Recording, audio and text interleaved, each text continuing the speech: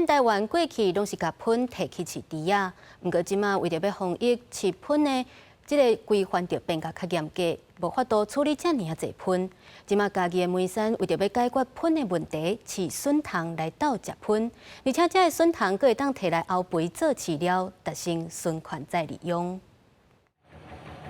小肠的喷经过机器加好喙，送入去互笋虫食。梅山清洁队讲，委外处理喷一档爱2007。这个小小的所在，内底的笋虫10天会当食2档的喷，唔若欠落来处理喷的钱，搁互乡来处理喷的速度加较紧。因为我们本乡的槟榔梗是算最多的量，所以我们就全部打成槟榔梗，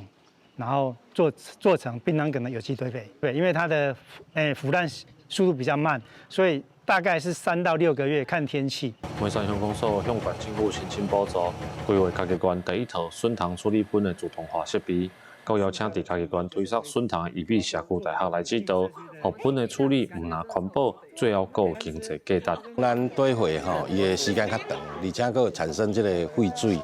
空气污染的问题。啊，你用黑水虻吼，伊是一个循环的模式，包括讲你爱一寡人力搬运的部分